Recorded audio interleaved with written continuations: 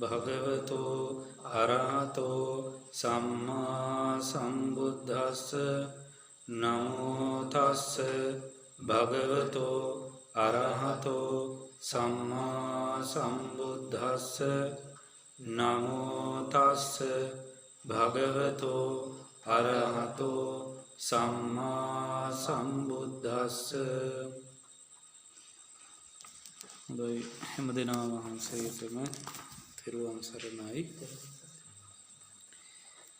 අපි මේ මොහොතේදී ත්‍රිවිධ අනන්ත ආශිර්වාදයත් සිදු කරන ලද නොයෙක් කුසලයන්ගේ අනන්ත ආශිර්වාද බලයෙන්ොත් මේ අද දිනේදී විශේෂයෙන් ආරම්භ කරන්නට යෙදෙන හස්සසාර ගන්ත්‍රයක් හැටියට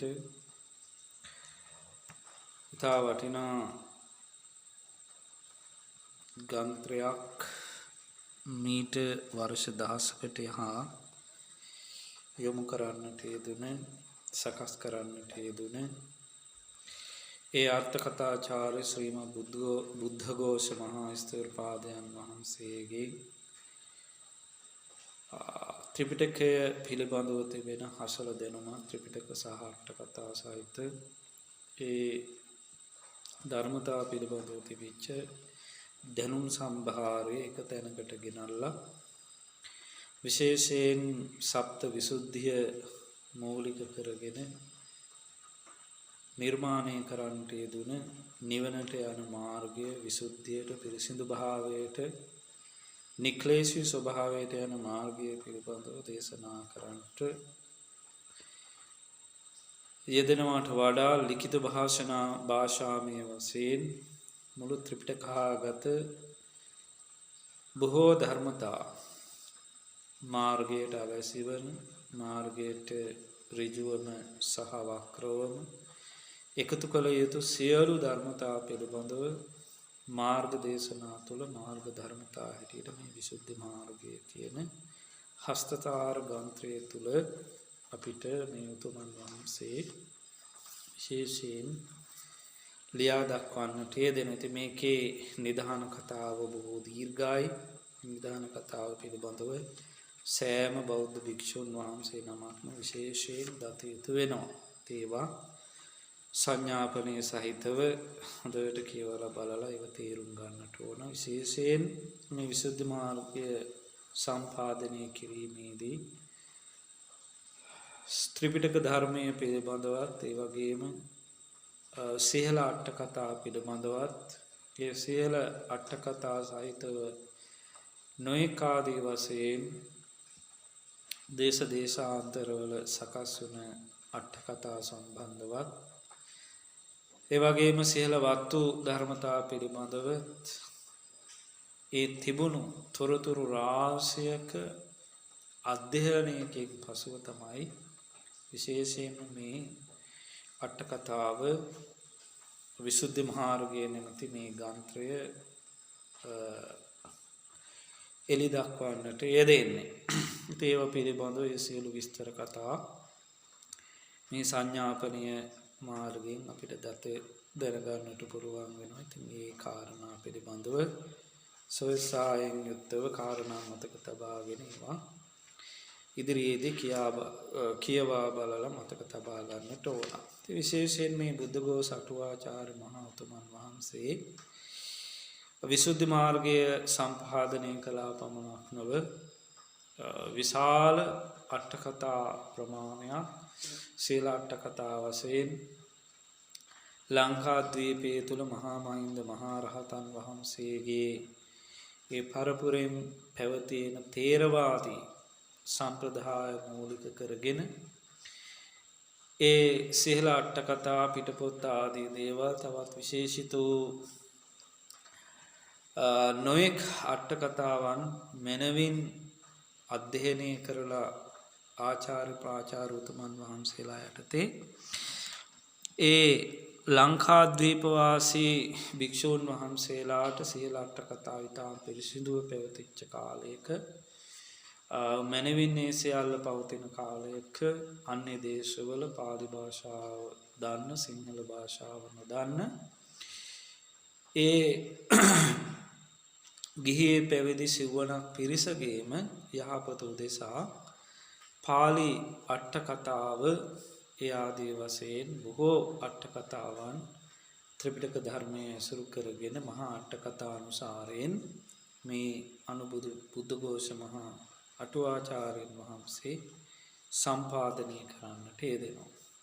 එහිදී විශේෂයෙන් ඒ සියල්ල පරිවර්තනය කරන්නට කලින් අපේ පුරාණ තේරවාදී ආචාර්ය උතුමන් වහන්සේලා මේ බුද්ධඝෝෂ උතුමන් වහන්සේට ගාථා රත්නයන් දෙකක් මූලික කරගෙන ඒ ගාථා රත්නයන් දෙක අනුසාරයෙන් පරිපූර්ණ වූ නිවනට යන මාර්ගය විවරණය කරන්නට කියන මෙන්න මේ කාරණාව සැලකරන්නට යෙදුණු මොහොතේදී තමයි මේ විසුද්ධි මාර්ගය නැමැති අතිශය ශ්‍රේෂ්ඨ ග්‍රන්ථය අපිට මේ අද දක්වාම මේ මොහොතේදීත් කියවන්ට බලන්ට තේරුම් ගන්නට ඒ වගේම යනුව ප්‍රායෝගික වෙන්න හිරහසර ලැබිලා තිබෙන්නේ. ඉතින් විශේෂයෙන් මේ උතුමන් වහන්සේ මේ ග්‍රන්ථය සැකසීමේදී සප්ත විසුද්ධිය මූලික කරගෙන තමයි ඒ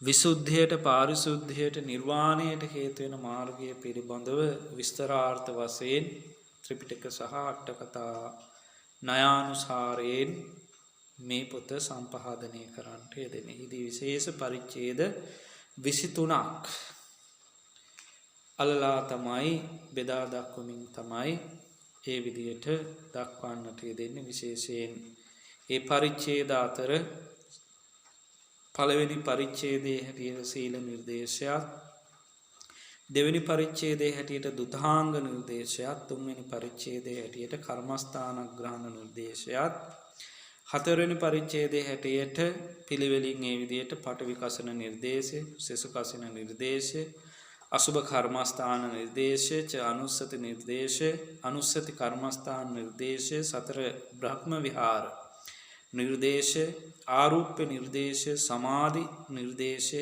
ඉද්ධිවිද නිර්දේශය, අභිඥා නිර්දේශය, ස්කන්ධ නිර්දේශය, ආයතන ධාතු නිර්දේශය, ඉන්ද්‍රිය සත්‍ය නිර්දේශය, පඤ්ඤා භූමි නිර්දේශය, දිට්ඨි විසුද්ධි නිර්දේශය. මේ පඤ්ඤා භූමි නිර්දේශය දක්වාම විශේෂයෙන් මේ උතුමන් වහන්සේ අභිඥා නිර්දේශය දක්වාම 13 වෙනි පරිච්ඡේදය දක්වාම සීලය පිළිබඳව සමාධිය පිළිබඳව තමයි විශේෂයෙන් දේශනා කරන්නේ. ඒ වගේම විපස්සනාවට භූමිය වෙන ස්කන්ධ ආයතන ධාතු ඉන්ද්‍රිය පටිච්ච සමුප්පාද ආදී ධර්මතා විශේෂයෙන් මේ අපිට විසුද්ධි මාර්ගයේදී 14 වන පරිච්ඡේදයේ පටන් 17 වන පරිච්ඡේදය දක්වාම පරිච්ඡේද 4කින් අපිට මේ විපස්සනාවට අවශ්‍ය වෙන සියලුම නාම රූප ධර්මතා, ඒ නාම රූප ධර්මතා ඇතිවීමට හේතු පටිච්චසමුප්පාද ධර්මතා ඊ타ම මනමින් ලක්ෂණ රස පච්චුපට්ඨාන පදස්ථාන වශයෙන් තවත් නොයෙක් අර්ථ වශයෙන් ධර්මකාරණා ධර්මතා වශයෙන් අභිධර්ම වශයෙන් ඒ කොටස් තුල මේ විපස්සනාවට අවශ්‍ය වෙන ඒ සියලුම ධර්මතා දක්වන්නට යෙදෙනවා.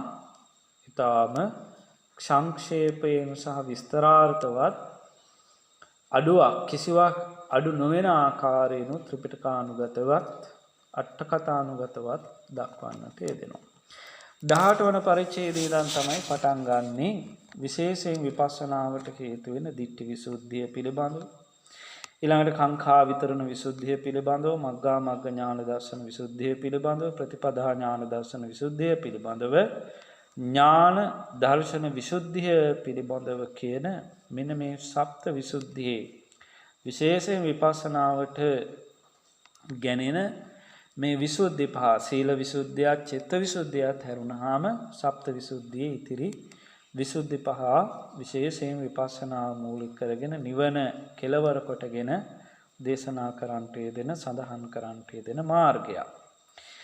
ඒ වගේම ඉන් අනතුරුව 23 වන අවසාන පරිච්ඡේදයෙන් චතුරාර්ය සත්‍ය ධර්මය අවබෝධ කරපු කෙනෙකුට ලැබෙන විපාක ඵල ධර්මතා එහෙම නැත්නම් ආනිසංස ධර්මතා පිළිබඳව ඒ උතුමන් වහන්සේලා සෝවාන් සකදාගාමි අනාගාමි අරහත් මාර්ගඵලලාභී උතුමන් වහන්සේලාගේ ස්වභාව ලක්ෂණයන් පිළිබඳවත් ධර්මතා පිළිබඳවත් ප්‍රඥා භාවනා ආනිසංස නිර්දේශයේ ඒ අවසන් නිර්දේශය තුළින් දක්වන්නට යෙදෙනවා. ඉතින් අපි මේ විසුද්ධි මාර්ගයේ පරිශීලනය කිරීමේදී තාම පිළිවෙලකට තාම මනවින් අපි මේක පරිශීලනය කරන්නට ඕන. ඒ වගේම දැනගත යුතු සහ මතකයේ තබා ගත යුතු වාචෝද්ගත ගත කරගත යුතු තැන කාරණා අපි සටහන් කරන්නට යෙදෙනවා යොමු කරන්නට යෙදෙනවා ඒ වාචෝද්ගත කරගෙන හොඳට මේ කාරණා පිළිබඳව නිරවුල් දැනුමක් අපි ඇති කරගන්නට ඕන. එතකොට අපි මේ විසුද්ධි මාර්ගයේ විශේෂයෙන් අර්ථකථනය කරමින් සම්පාදනය කරන්නට යෙදුන ඒ විස්තරාර්ථ සන්න සහිත විසුද්ධි මාර්ගය තමයි අපි භාවිතා කරන්නට යෙදෙන්නේ. මෙතෙක් පටන් ඒ සම්බන්ධව තිබෙන සියලු කාරණා විස්තරාර්ථ වශයෙන් දැනගන්නට. ඉතින් මෙහිදී ඒ මාතර සිරි මංගල පරිවෙනාධිපති ස්වර්ණ මුද්‍රිකාලා රාජකීය පඬිත මාතර ශ්‍රී ධර්මවංශ මහා ස්තර පාදයාණන් වහන්සේ තමයි මේ විස්තරාර්ථ සන්න සහිත විසුද්ධි මාර්ගයේ පාලි විසුද්ධි මාර්ගයට සන්නයක් හැටියට මේ හස්තතාර ග්‍රන්ථය අපිට ඒ විදිහට සකස් කරලා මුද්‍රණද්වාරයෙන් අපිට ලැබෙන්නට යෙදෙන්නේ. එතකොට අතීතයේ විසුද්ධි මාර්ගය අට කතා ගණයටම අපේ පැරණි උතුමන් වහන්සේලා යොමු කරලා තිබෙනවා.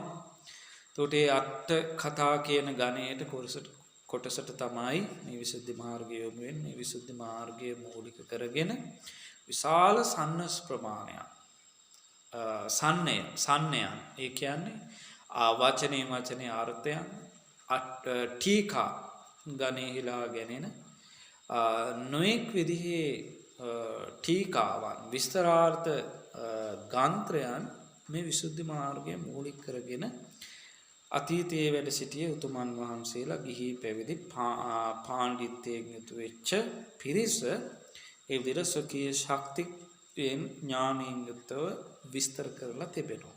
එතකොට අද අපි මේ සාකච්ඡා කරන්නට ආරම්භ කරන මේ විසුද්ධි මාර්ගයේ විශේෂයෙන් ඒ සියල්ලම දැනට විද්‍යමාන වන සියලුම ගාන්ත්‍රයන් පරිශීලනය කරමින් ඇසුරු කරමින් අර්ථකථනය කරන්නට යෙදුන ගාන්ත්‍රයක් හැටියට තමයි මේ සිංහල විසුද්ධි මාර්ගය අපිට මේ මොහොතේ පටන් සාකච්ඡා කරන්නට අර්ථ විවරණය කරගන්නට ලැබෙන්නේ. එතකොට අපි මේ සිංහල විසුද්ධි මාර්ගයේ පළවෙනි පරිච්ඡේදයේ හැටියට මුලින්ම ආරම්භ කරන්නට යෙදෙන්නේ සීල නිර්දේශය පිළිබඳව. එතකොට අපි දන්නවා මේ බුදුරජාණන් වහන්සේ සප්ත විසුද්ධියක් අපිට දේශනා කළා නේද? මොනවද මේ සප්ත විසුද්ධිය? දෘෂ්ටි ඉස්සෙල්ලා පටන් ගන්න සීල විසුද්ධිය, චිත්ත විසුද්ධිය, දෘෂ්ටි විසුද්ධිය, දිට්ඨි විසුද්ධිය, කාංකා විතරණ විසුද්ධිය, මග්ගා මග්ග ඥාන දර්ශන විසුද්ධිය, පටිපදා ඥාන දර්ශන විසුද්ධිය සහ ඥාන දර්ශන විසුද්ධිය කියන මේ හත හොඳට පාඩම් තියෙනවා මතක තිබෙන්න ඕන. එතකොට මේ බුද්ධඝෝෂ අටුවාචාර්ය මහා උතුමන් වහන්සේ මේ එකම ගාථා රත්න දෙකක්, ඒ කියන්නේ ගාථා රත්න දෙකක් ධර්ම විවරණය පිණිස ලැබිච්ච මොහොතේදී විශේෂයෙන් මේ සප්ත විසුද්ධිය පිළිබඳව අපිට හමු වෙන එක තැනක හමු වෙන වටිනාම සූත්‍ර ධර්මයක් තිබෙනවා මේ සප්ත විසුද්ධිය පිළිබඳව රත විනීත සූත්‍රය. මේ රත විනීත සූත්‍රය තමයි අපිට මේ විසුද්ධි හත පිළිබඳව ඒ උතුමන් වහන්සේලාගේ ධර්ම සාකච්ඡාව තුළින් විශේෂයෙන් අපිට ඒ ආකාරයෙන්ම ඒ නාම ආකාරයෙන්ම එකලත් පිරිසිදු ලෙස මේ සප්ත විසුද්ධිය පිළිවෙලින් පැවතුනා කියන එක දැක ගන්න පුළුවන් හොඳම සූත්‍ර ධර්මයක් තමයි රත විනීත සූත්‍රය කියලා කියන්නේ. ඒකත් මේ ආයස්මතුන් වහන්සේලා පරිශීලනය කරන්නට ඕන. එතකොට මේ උතුමන් වහන්සේට මේ අටුවාචාර්ය උතුමන් වහන්සේට බුදුගෝස උතුමන් වහන්සේට බොහොම වටිනා ගාථා රත්න දෙකක් ලැබුණා. මෙන්න මේ ගාථා රත්නයන් අනුව ත්‍රිපිටකයම අලලලා වටිනා ගන්ත්‍රයක් සකසන්න කියන මෙන්න මේ කාරණය. තේදී විශේෂයෙන්ම ඒ ගාථා රත්නයන් හැටියට මේ උතුමන් වහන්සේට ලැබෙන්නේ සංයුත්ත නිකායේ දේවතා සංයුත්තයට අයිති වන වටිනා සූත්‍රයක් තමයි මේ ජටා සූත්‍රය කියලා කියන්නේ. මේක කටපාඩම් කරගන්න ඕන. මේ ජටා සූත්‍රයේදී විස්තර වෙනවා භාග්‍යවතුන් වහන්සේ සවැත් නුවර දෙව්රම් විහෙරේ වැඩ වාසය කරන කාලයක එක්තරා දේව පුත්‍රයෙක් මධ්‍යම රාත්‍රියේ උන්වහන්සේ කරා ලැබිලා කියලා බුදුරජාණන් වහන්සේ කරා ලැබිලා වන්දනාමාන කරලා එකත් පසක සිටගෙන මෙන්න මේ ගාථාවෙන් තාම වටිනා ධර්ම කාරණයක් විමසනවා. මොකද්ද? අන්තෝ ජටා බහි ජටා ජටාය ජටිතා පජා තන්තං ගෝතම පුච්ඡාමි කෝ ඉමං විජටේ ජටා. මේ දේවතාව අහනවා මේ ස්වාමීනි භාග්‍යවතුන් වහන්සේ මේ සත්ව ප්‍රජාව අන්තෝ ජටා ඇතුළතිනුත් අවුලටපත් වෙලායි තියෙන්නේ. බහි ජටා ඒ විතරක් නෙමෙයි ස්වාමීනි භාග්‍යවතුන් වහන්සේ මේ සියලු සත්ව වර්ගයාම පිටතට ඒ කියන්නේ පිටතද ඒ ආකාරයෙන් අවුලටපත් වෙලා තියෙන්නේ. ජටා ජටිතා පජා මේ ප්‍රජාව මේ මුළු සත්ව සමූහයාම වර්ගයාම අවුලෙන් අවුලටත්පත් වෙලා සිටින්නේ.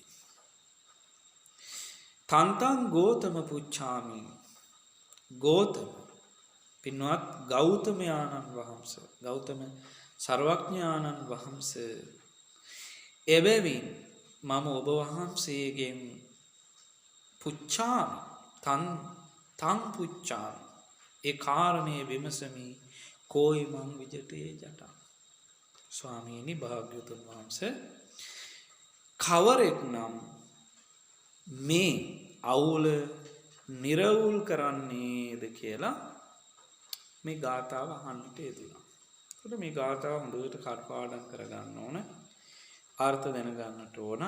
මේකේ විස්තරාර්ථ වශයෙන්ොත් අපි අර්ථ දැනගන්නට ඕන.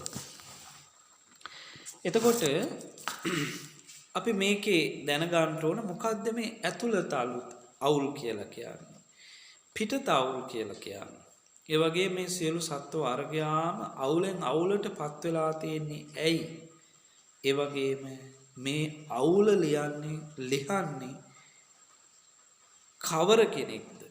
මේ අවුල ලිහුවාම යාට ලැබෙන දේවල් මොනවාද කියන දේ අපි දැනගන්න ඕනේ. එතකොට මේ බලන්න මේ තුල අපිට සාමාන්‍ය වශයෙන් ගත්තාම සාමාන්‍ය ලෝකයාට මේක තරම් දෙයක් නෙමෙයි. මේ අහන්නේ මොකක් ගැනද?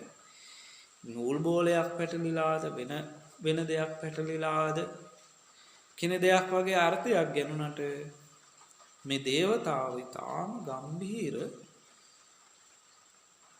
ධර්මකාරණාවන් පිළිබඳව තමයි විශේෂයෙන්ම මෙතනදී අහන්නට යෙදෙන්නේ. එතකොට මේකේ විස්තරාර්ථ වශයෙන් අපිට ලැබෙනවා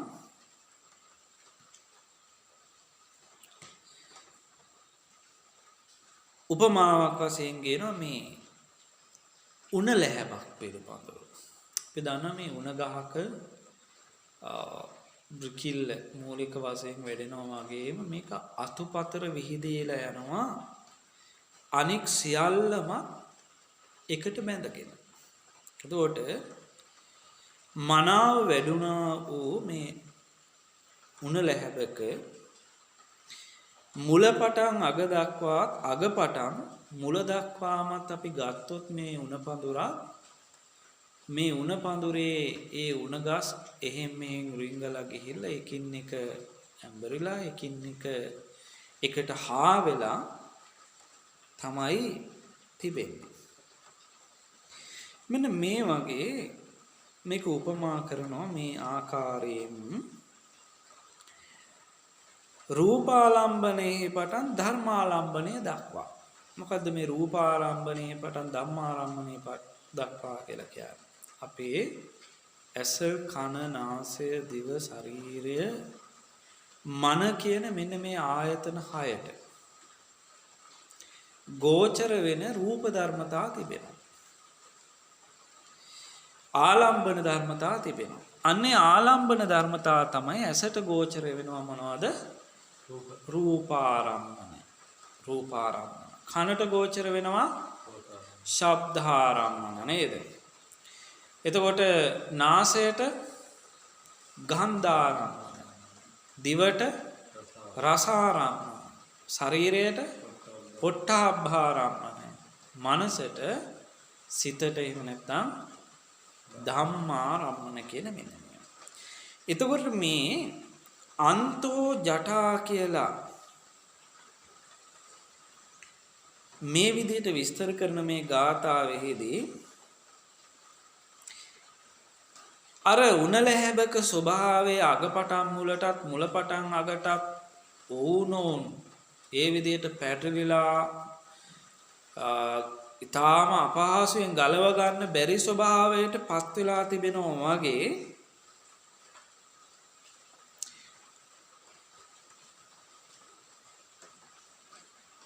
තණ්හාව කියන ධර්මතාවය මේ ආරම්මණයන්ගේ රූපාලම්බනයේ පටන් ධර්මාලම්බනයේ දක්වා ධර්මාලම්බනයේ පටන් රූපාලම්බනයේ දක්වා තණ්හාවෙන් හොඳටම හැනී තිබෙන. එහෙම නැත්නම් තණ්හාවෙන් හොඳටම බැඳී තිබෙන. ලැබෙන ආරම්මණයන් පිළිබඳව යම්කිසි යෝගාවචරයකට යෝනිසෝමනසිකාරයක් නොතිබුණොත් හොඳ නරක කියන දෙකට යහපත් අයහපත් කියන දෙකට එහෙම නැත්නම්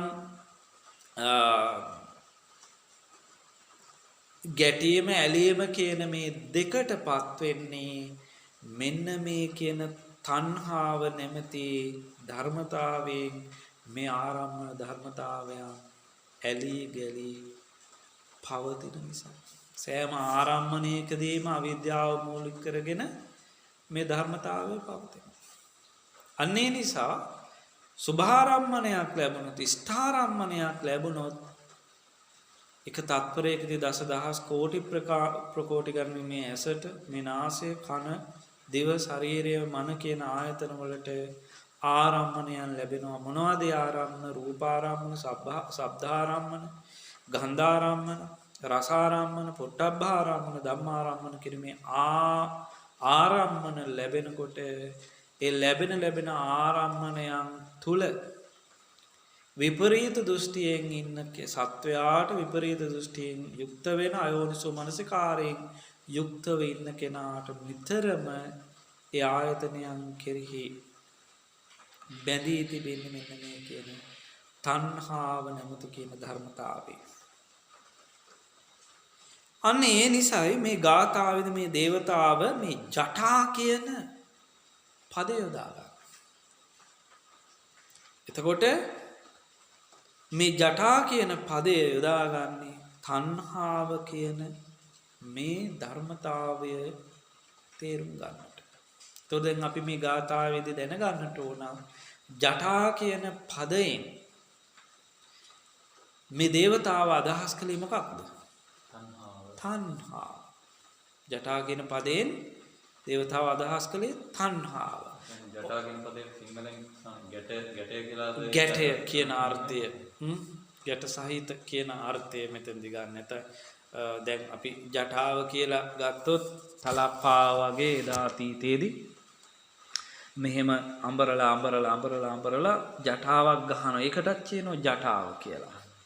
ඒ හේතුව ඒකේ රවුම් වෙලා ගැට ගැහිලා එම්ෙන් අස්සෙන් දාලා ලස්සනට ඔය පැරණි රූපවල එහෙම අපිට දකින්න ලැබෙනවා මේ ජටාව බැඳගෙන ඉන්න.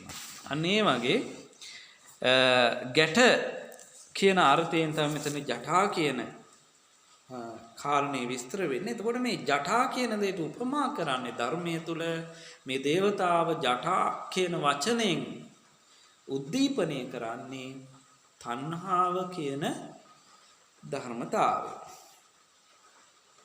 නැත්නම් මේ ජටා කියන අර්ථය අවුල කියන අර්ථයට වැටෙනවා.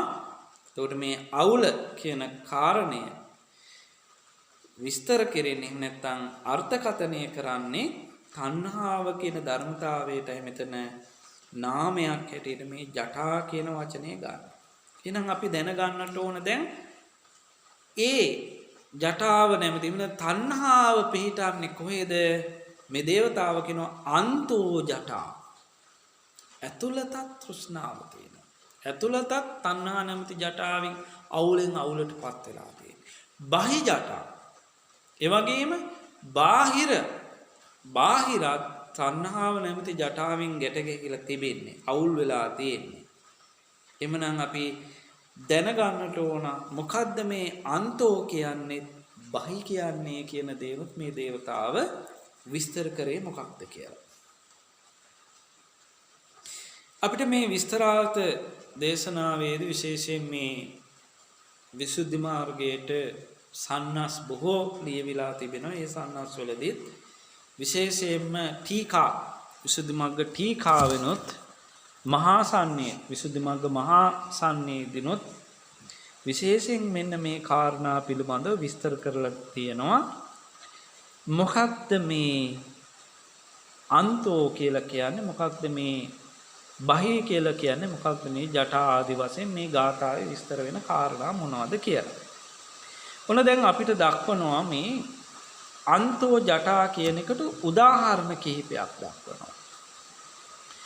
මේ තණ්හාව කියන දේ නැත්නම් තෘෂ්ණාව කියන දේ ස්වකීය පරිස්කාර ස්වකීය ආත්ම භාව අධ්‍යාත්මික ආයතන පිළිබඳව උපදනා කල ඒ අවුලට කියනවා අන්තෝ ජටා කියලා.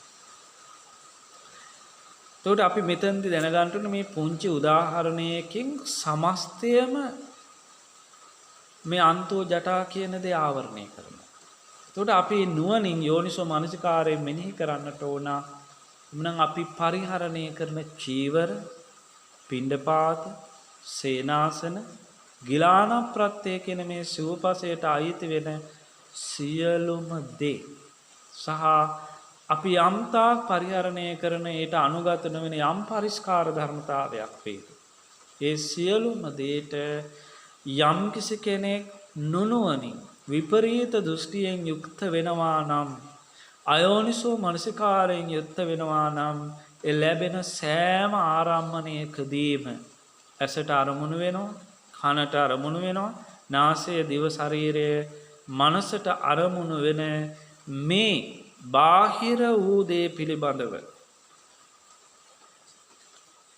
තමාගේ අයි සම්මත වූ යමක් පවතිනවා නම් එකාංශයකින් ඒ තමා සතු ඕ තමා සන්තකයේ තිබෙන එහෙම නැත්නම් තමා පරිහරණය කරන මේ සූපසයට අදාළ දෙයක් හෝ වේවා. දැන් මේ පිට වෙන කෙනෙකුගේ දෙයක් නෙමෙයි.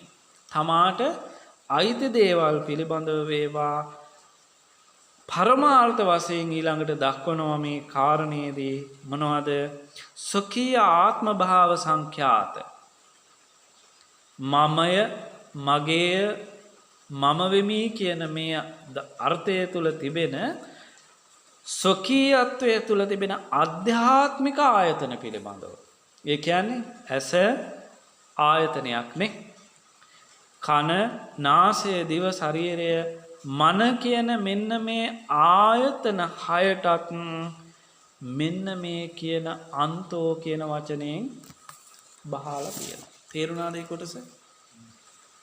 තමා සතු යයි සම්මත සිව්පසයට අදාළ සහයට අනුලෝමික වූ සියලුම දේ ඒ වගේම ආයතන 6 කිව්වම මේ ස්කන්ධ වශයෙන් ගත්තොත් ස්කන්ධ පංචකයම අයිති වෙලා ඉවරයි.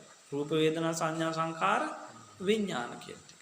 එතකොට මෙතනදී ආයතන වශයෙන් ගත්තත් 18 ධාතු වශයෙන් ගත්තත් දෙවිසි ඉන්ද්‍රිය විශේෂයෙන් ඉන්ද්‍රිය ධර්මතාවයන් 18ක් පිළිබඳව ගත්තත් විශේෂයෙන් මේ තණ්හා නැමැති අවුල අයෝනිසෝ මනසිකාරයෙන් භාවනා මනසිකාරයෙන් නොසිටින සෑම මොහොතකදීම ස්ත්‍රී පුරුෂ ભેදයකින් තොරව ගිහි පැවිදි ભેදයකින් තොරව මේ තණ්හා නැමැති අවුලෙන් අවුල් වෙලා සිටින. ඒක අපි දැනගන්න ඕන.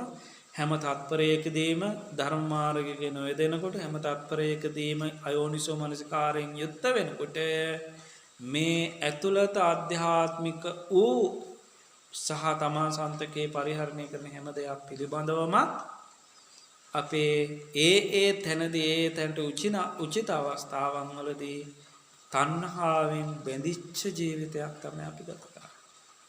එතකොට මේ තණ්හාවෙන් බැඳිච්ච කියන මේ තණ්හා කියන තැන මේ වචනය ගැනෙනකොටම ඒ තුල අවිද්‍යාව තියෙනවා, පටිඝ ධර්මතාව තියෙනවා. ඒට අනුලෝමිකව සියලු කෙලෙස් ධර්මයන් තිබෙනවා.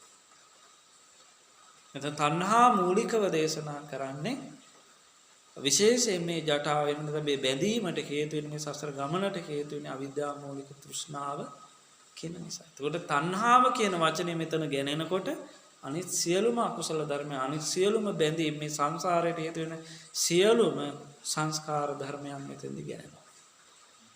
තේරුණාද? එතකොට මේ අන්තෝ ජටා කියන මේ කාරණය වගේම මෙන්න මේ විස්තර කරන වචනය තුල අන්තෝ ජටා කියන මේ විස්තරය තුල විශාල ධර්මස්කන්ධයක් එහෙම නම් තියෙනවනේ. පුංචි දෙයක් නෙමෙයි. විශාල ධර්මස්කන්ධයක් තිබෙනවා. අන්න එතකොට මේ උතුමන් වහන්සේ බලන්න මේ ගාථා රත්න දෙක දුන්නාම ඒ අපේ පෙරණ තේරවාද උතුමන් වහන්සේලා මේ ගාථා රත්නයේ තියෙන සියලු කාරණා සුද්ධි මාර්ගයට ඇතුළත් කරනවා. එතකොට මේ අන්තෝ ජටා කියන කාරණයට අවැසි වෙන සියලුම කාරණා භූමිය විපස්සනාවට භූමිය නැමැති මේ කොටසේ ධර්මම් සඳහන් කළේ විශේෂයෙන් සප්ත විසුද්ධියේ විපස්සනාවට හේතු වෙන උපකාරී වෙන භූමිය උදෙසා ඒ සඳහන් කරන්නට යෙදුන ස්කන්ධ පිළිබඳව ස්කන්ධ නිර්දේශ ආයතන ධාතු නිර්දේශ ආදී වශයෙන් පටිච්චසමුපාද නිර්දේශ ආදී වශයෙන් ඒ සියල්ලම ඒ කාරණේදී දක්වනවා. එතකොට මේ අන්තෝ ජටා විතරක් නෙමෙයි ඊළඟට අපිට එනවා ඊළඟ කාරණේ හිටිට බහි ජටා. එතකොට අන්තෝ ජටා කියන කාරණේ අපි තේරුම් ගත්තා නම් දැන් අපිට පුළුවන් වෙනවා බහි ජටා බාහිර වූ ආයතන වලට එමුත බාහිර වූ පරිස්කාර ආදී දේවල් වලට බාහිර වූ යමක් තණ්හා දිට්ඨිමාන එහෙම නැත්නම් තණ්හාව ඇලීම් ගැටීම් සහ මුලාවටපත් වීමට හේතු වෙන බාහිර වූ යමක් වෙනවා නම් මේ ලෝක ධාතුව තුළ මේ විශ්ව ධාතුව තුළ අයෝනිසෝ මනසිකාරයෙන් පවතින සෑම මොහොතකදීම මේ තණ්හාව නැමැති ජටාවෙන් තණ්හාව නැමැති අවුලෙන් අපි බැඳිලායි සිටින්නේ, අවුලටපත් වෙලායි සිටින්නේ. ඒකට යම් කිසි කෙනෙකුගේ අපිට පාරිබාහිකව තමාගේ නොවන අන්‍ය වූ කෙනෙකුගේ චීවර පිණ්ඩපාත සේනාසන ගිලාන ප්‍රත්‍ය පිළිබඳව වේවා, ඒට අනුලෝමික වූ දේවල් පිළිබඳව වේවා, ගිහි අයට අනුලෝමික වූ දේවල් වේවා, මේ ලෝකයේ පවතින තමන්ට අයිති කරගන්නට බැරි හෝ තමාගේ සන්තකේ නැති අනිත් සියලුම බාහිර දේවල් සම්බන්ධ වේවා, ඒ තුල තිබෙන රූප, ශබ්ද, ගන්ධ, රස සහ ඒට අනුගත වූ සිතුවිලි ධම්මතා කියන, එහෙම නැතිනම් ධම්මාලම්බන කියන මේ සියල්ලම මෙතනදී බහි කියන නාමයෙන් විස්තර වෙනවා. එතකොට බහි ජටා කියලා කියන්නේ බහි කියන මේ එකම වචනයෙන් ගැනෙන්නේ අධ්‍යාත්මිකෝ දේවල් පිළිබඳව අපිට අන්තෝ ජටා කියන මේ ධර්මතාවය විස්තර කරනකොට බහි ජටා කියන මේ වචනයෙන්, බහි කියන එකම වචනයෙන් තමාගේ නොවන බහිද්ධ ධර්මතාවයන් පිළිබඳව තණ්හා දිට්ඨි මානයන් වලට හේතු වෙන අවිජ්ජා ආදී ඇලීම් ගැටීම් වලට හේතු වෙන බාහිර සියලු ධර්මතාවයන් මෙතනදී කියන්නේ සංස්කාර වශයෙන් සැකසෙන හේතු නිසා හටගන්න ඒ හේතුන්ගේ නිරුද්ධ වීමෙන් නිරුද්ධ වී යන යම් ධර්මතාවයක් මේ ලෝකේ පවතිනවා නම් ඒ සියල්ලම මෙතනදී බහි කියන වචනයෙන් මේ දේවතාව අහන්නට යෙදෙනවා.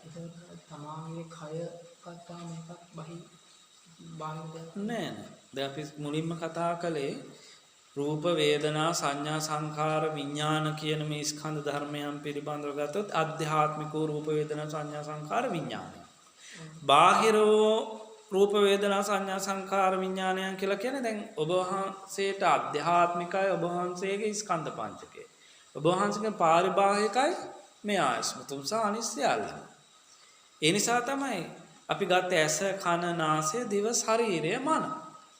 ඒ ටික අධ්‍යාත්මිකයි. අධ්‍යාත්මිකයි නේද සාන්නත්. එතකොට රස, ශබ්ද, මේ රූප, ශබ්ද, ගන්ධ, රස, ස්පර්ශ ධම්මතා බාහිරයි. හැබැයි තමා තුලක් තියෙනවා මේ ටික. නැතුව නෙමේ ආරම්මණයේදී ඒ විදිහට පවතිනවා.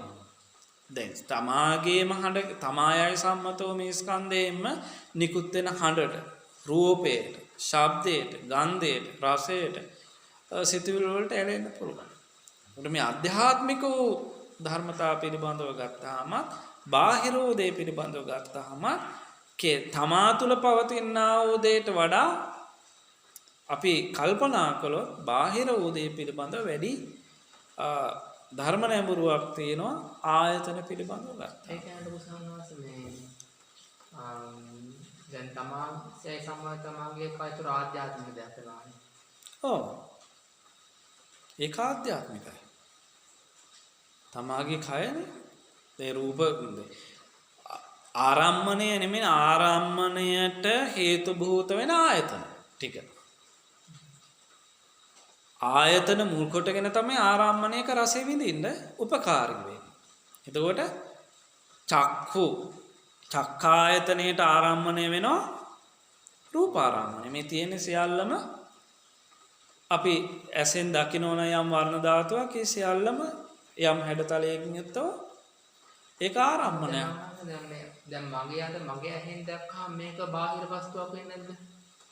ඇසට බාහිරයි, ආයතනයට බාහිරයි. නමුත් අධ්‍යාත්මිකයනේ. ඔක තමාගේ කයනේ. තේරුණාද ඒක? එතකොට කය කියන කොටසට අධ්‍යාත්මික කයට වැටිලා ඉවරයිනේ. තමන්ගේ දෙයක් දකිනකොට මේ දකින්නේ කය පිළිබඳවනේ. නමුත් අපිට ඇහැ දකින්න බෑනේ. එතෙන්දී අදහස් කරන්නේ මේ ඇහැ කියන දේ ඇහෙන් දකින්න බෑ. කන කියන දේ කනේ බාහිර ස්වභාවය, ඒ කියන්නේ කාය කියන කොටසෙන් හැදිච්ච කොටසේ ස්වરૂපය සහ වර්ණය විතරයිනේ දැක ගන්න පුළුවන් වෙන්නේ. දැන් මේ ශබ්දය කියන දේ ආධ්‍යාත්මික රූපයේ ආධ්‍යාත්මික රූප ධර්මතාවයන් දෙකක් ගැටීමෙන් ඇති වෙන ශබ්දයේ ශබ්දය ඇහැට පේන්නේ නැහනේ. ශබ්දය ඇසිය යුතු අසන්නට හැකි වෙන ආයතනයයි මූලික වෙන්නේ. එතකොට තමන්ගේ සෝතායතනයට මේ ශබ්ද ආයතනය බාහිරයි. තේරුණා? හැබැයි ආධ්‍යාත්මික වස්තුන්ගේ එහෙම නැත්නම් ආධ්‍යාත්මික දෙයකින් උපදින දෙයක්. ඒකට එය කෙරෙහිත් අපේ ඇලීමක් තණ්හාවක් තියෙනවා. නමුත් මෙතනදී විස්තර කරන්නේ මොකද්ද? බහිජටා කියන දෙයින් ඒ කියන්නේ එතන අධ්‍යාත්මිකයි කියන මානසික හදා ගන්න දෙන්නේ නේද? මේ සියල්ලම මනසින් හදා ගන්න දෙයක්. එතනට යන්නේ පස්සේනේ. තේරුණාද? ආධ්‍යාත්මිකයයි සම්මත කොටගෙන මේ මගේ ඇස කන නාසය දිව ශරීරය කියන මේ ධර්මතා ටික හදාගන්නෙත් අවිද්‍යාව තණ්හා දෙක මූලික කරගෙනනේ. ඒකනේ මෙතන හේතුව දක්වන්නේ. මේක රූපය හැටියට නොදැක මම මගේ ආත්මය වශයෙන් මගේ කන ඇස නාසය දිව ශරීරය වශයෙන් දකින්නේ අවිද්‍යාව මූලික තණ්හා ධර්මතාවයන් නිසා. තේරුණාද? එතකොට මෙතනදී මේ ධර්මකාරණය විස්තර කරන්න දක්වන්නේ අන්තෝ කියන වචනයෙන් ස්කන්ධ ආයතන වශයෙන් තමායයි සම්මත තමාගේයයි සම්මතෝ යම් ධර්මතාවයක් තියෙනවා නම් ඒ කෙරේ. දැන් අපි කවදාවත් හිතලා බලන්න මේ දක්වාම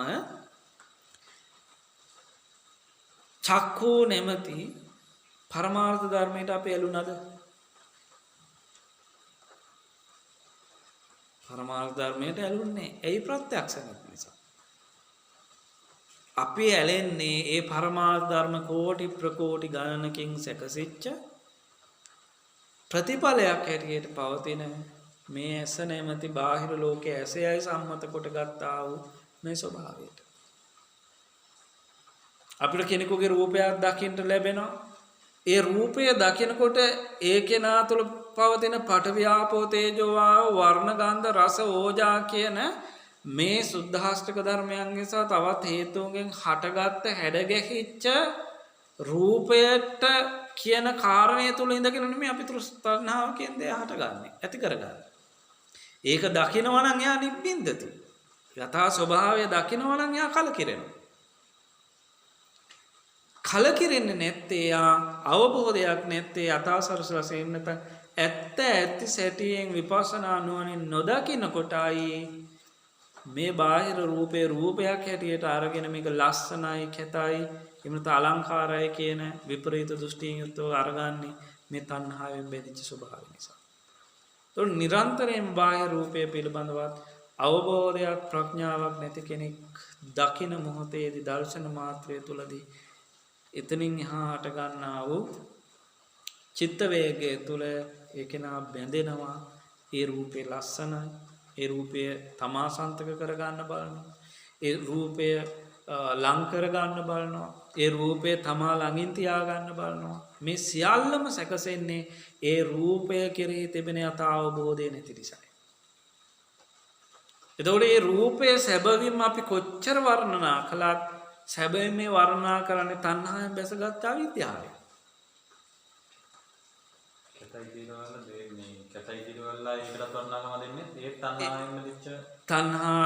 තණ්හා දිට්ඨිමාන මේ තුනේ. එහෙම නැත්නම් තණ්හාවත් අවිද්‍යාව මූලික වූ තෘෂ්ණාවේ එක් ප්‍රදේශයක.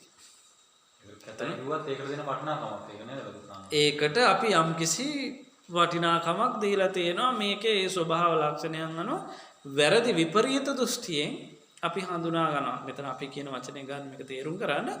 විපරීත දෘෂ්ටියෙන් යුක්තව ඇතිවෙච්ච සංඥාව අපේ අනිෂ්ඨාරම්මණයක් නම් ඒ ආරම්මණය අපිට ඉෂ්ඨකාන්ත ප්‍රිය මනාප නැතිනම් ඒ ආරම්මණය අපිට අප්‍රිය අමනාප දේ මූලික කරගෙන අපේ සිතේ නැත්නම් අපේ චිත්ත පරම්පරාව තුළ මේ ජීවිතේදී පමණක් නෙමෙයි කල්ප කාලාන්තර ගණනක් හැඩගැහිච්ච කෙලෙස් වලින් බර වෙලා අනුසය ධර්මතාවයන් තණ්හාවෙන් බැඳිලා අවිද්‍යාවෙන් යුක්තව පවතින මේ සන්තතිය තුළ අර ආරම්මණයක් ලැබිච්ච හැටි අපි යෝනිසෝ මනස්කාරයක් නැති වෙන ගැටෙනවා. ඒ දෙක තුල තියෙන මුලාවයි. අන්නේ මුලාව තියෙන්නේ මොකද? අන්තය පිළිබඳවත් බාහිරය පිළිබඳවත් ජටාව පිළිබඳවත් අපි ප්‍රත්‍යක්ෂ වශයෙන් අවබෝධ කරලා නැති නිසා. ඒතකොට යමකට අපි බාහිර වශයෙන් ඇලෙනවා නම් ගැටෙනවා නම් මුලාවටපත් වෙනවා නම් ඒ තුල තියෙන්නේ මේ ධර්මතා ටික. අවිද්‍යාව මෝහ තෘෂ්ණාව. බාහිර වශයෙන් ඊට වඩා අපි ඇලෙනවා අපි කියන සමායයි සම්මත දෙයට. හිතලා බලන්න කෙනෙකුට තුවාලයක් හැදෙනවාට වැඩි අපිට ඒක එච්චර දැනෙන්නේ. අපිට ආබාධයක් ආවොත් තමාය සම්මේ ශරීරයේ හීරීමක් ඇති වුණොත් තුවාලයක් ඇති වුණොත් අඩපණවීමක් ඇති වුණොත් අපි අර බාහිර දෙයට වඩා වඩාත්ම සැලකිලි වෙනවා අධ්‍යාත්මික දේ පිළිබඳ.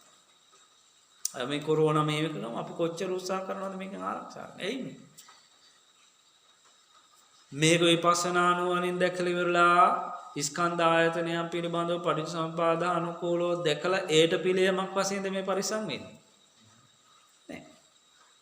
අවිද්‍යාවෙන් යුක්තව සත්පුද්ගල ආත්මික සංඥාව තුළ මම කියන සංඥාව තුළ රෝගයේ තියෙන අවිනිශ්චිත ස්වභාවයත් එහි තිබෙන ආශා දැනගෙන දැකගෙන තියෙන ස්වභාව ලක්ෂණත් එක්ක මේ ජීවිතය අපි ආරක්ෂා කරගන්න ඕන කියන තැන ඉන්නවා. එතකොට අන්න ආධ්‍යාත්මික තුළ ඒ බැඳීම නොතිබුණා නම් ආධ්‍යාත්මික තුළ ජීවිත තුළ ඒ තෘෂ්ණාව නොතිබුණා නම් හැබැයි ආරක්ෂා වෙනවා. ආරක්ෂා වෙන අවබෝධයෙන් ගත්තොත්. ඒ අවබෝධයෙන් යුක්තව විපස්සනායෙන් යුක්ත වෙන කෙනා දකිනවා මේකේ ආරක්ෂා කළ යුතු දෙයක් නැහැ. බාහිර ආරක්ෂා කළ යුතු දෙයක් නැහැ. මේ ධර්මතාව තුළ තියෙන තණ්හාවෙන් බැඳිච්ච අවිද්‍යාවෙන් වැසුණු ධර්මතාවයන් කියන දේ අවබෝධ කරගෙන ඒට අනුකූලව පැවැත්මක් ඒ යෝගාවචරය ගෙනියනවා. යෝගාවචර ජීවිතයකින් තොර වෙන භාවනා මනසිකාරයකින් තොර වෙන සෑම මොහොතකදීම මෙන්න මේ අන්තෝ ජටා බහි ජටා කියන මේ කාරණා දෙක තුලදී අපි ඇලෙනවා ගැටෙනවා මුලාවටපත් වෙනවා.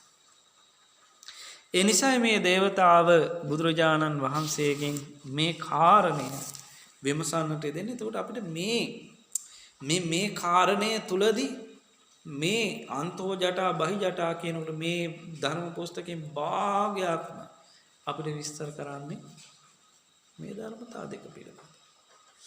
ඊළඟට ත්‍රිපිටකය තුල ගත්තොත් විසුද්ධි මාර්ගය පිළිබඳව ගන්නවා වගේම අපි මේ සම්බන්ධව විස්තර වෙන අතිශය දීර්ඝම දේශනාව තමයි අභිධර්ම දේශනාව කියලා කියන්නේ.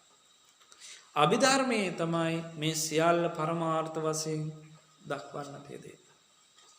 අනිතකොට යෝගාවචරයේ බාහිර ලෝකයේ තුල පවතින සත්ව සන්තතිය කියන මේ කොටස තුල පවතින මේ කාරණය තුල පවතින දෙයට වඩා ගැඹුරු ධර්මතාවයක් ගැඹුරු තැනක් විපස්සනා නුවණින් දකින නිසායි ඒ නුවණැති කෙනාට ඒ සියලු මාර්ගයන් පරිපූර්ණ කරගෙන ඇත්ත ඇති සැටියෙන් දකින නිසා ඒට අවශ්‍ය පිළියම අවශ්‍ය ප්‍රතිපදාව පූර්ණ කරන නිසායි මේ සියල්ලංගෙම නිදහස් වෙන්න පුළුවන් ස්වභාවයක් ඇති කරගන්න පුළුවන් වෙන්නේ.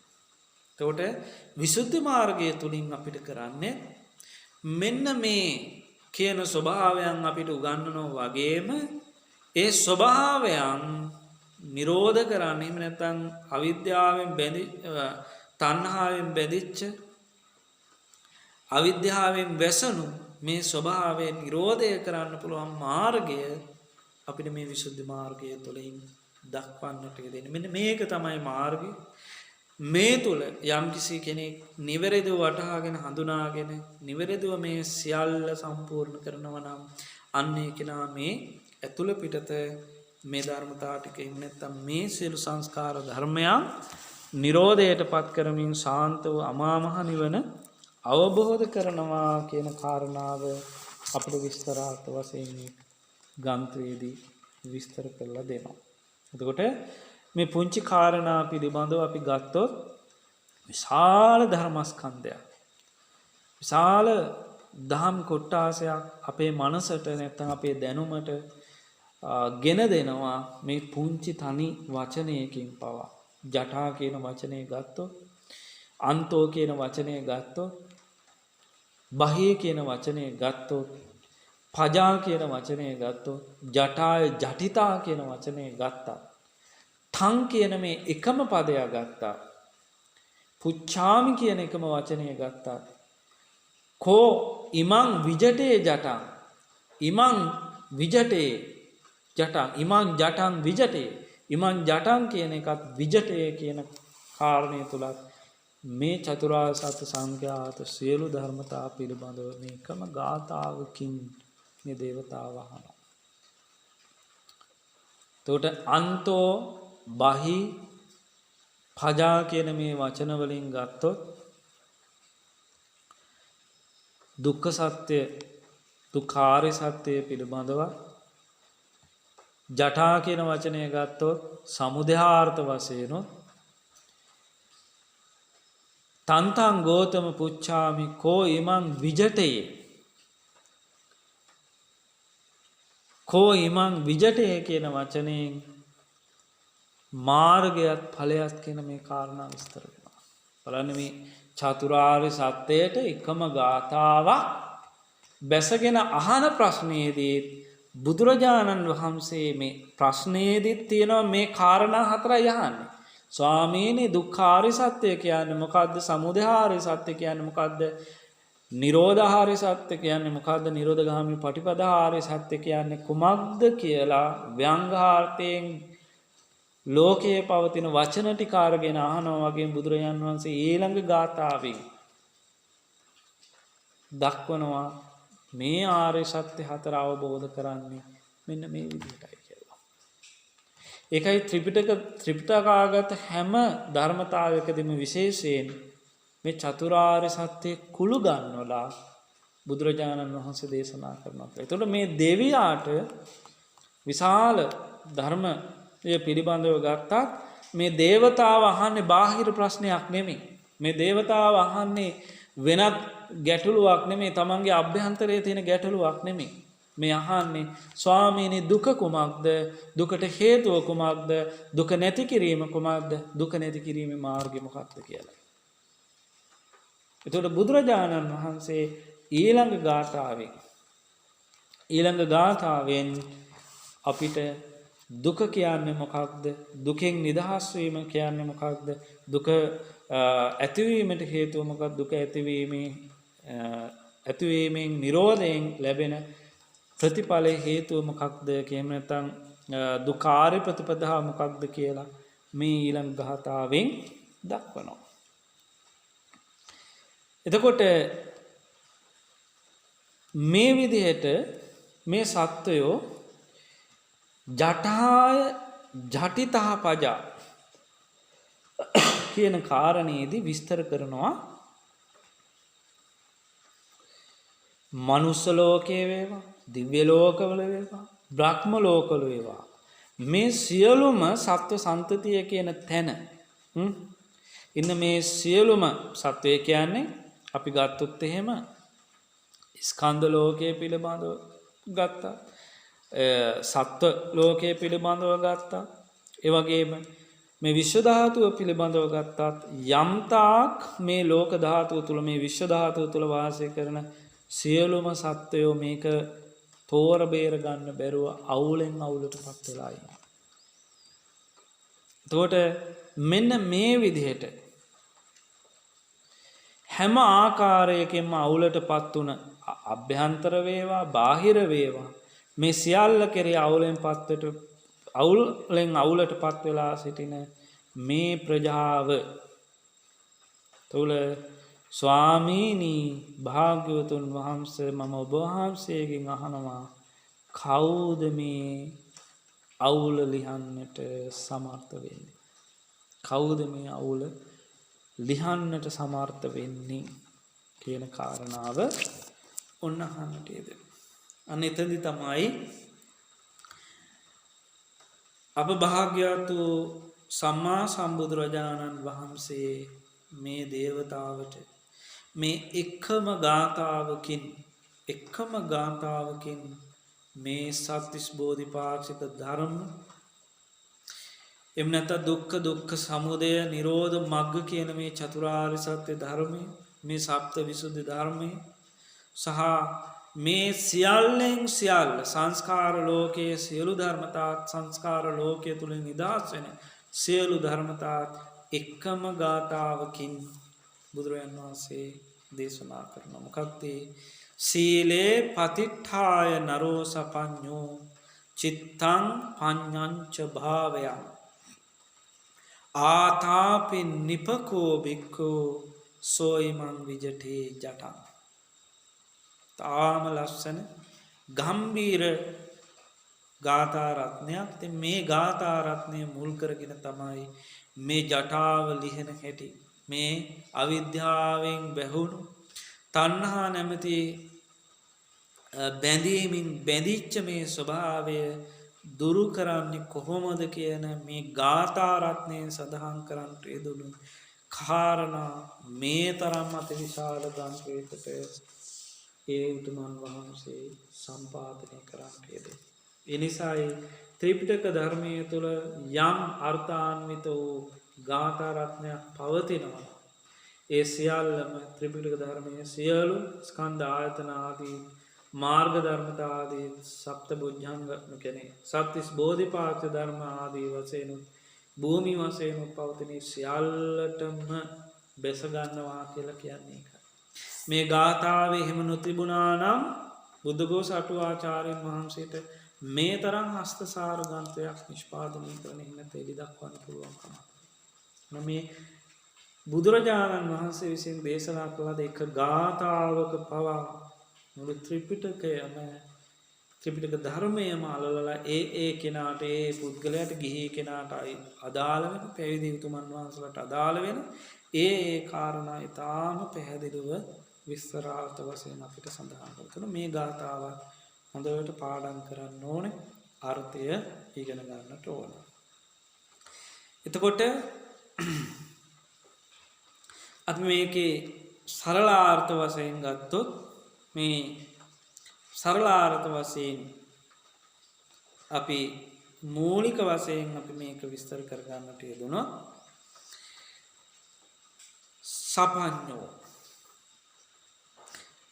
ප්‍රඥා සහිත වුණ නරෝ යම් කිසි කෙනෙක් මිනිස්සේ එතන සපඤ්ඤා කියලා කියන ජාති ප්‍රඥාව කියන එක අපි පස්සේ විස්තර කරනවා. ජාති ප්‍රඥාව කියලා කියන්නේ පෙර කරන ලද කුසල විපාකයක විපාක වාර වශයෙන් පෙර ජීවිතේ මරණාසන්න චිත්ත වීතියට අරමුණු වුණ මහත්ගත කුසලයක විපාක වාර වශයෙන් අපිට ත්‍රි හේතුක ප්‍රතිසන්දියට මූලික වුණ යම් කියන්නේ ත්‍රි හේතුක ප්‍රතිසන්දි චිත්තයකින් නැත්නම් විපාක චිත්තයකින් යම් කෙනෙක් මේ ලෝකයට පහළ වුණා නම් අන්නේ කෙනාව හඳුන්වන මේ සපඤ්ඤෝ කියන වචනෙන් ඒවා අපි විස්තරාර්ථ වශයෙන් මේ ගාන්ත්‍රයේදී ඉගෙන ගන්නවා.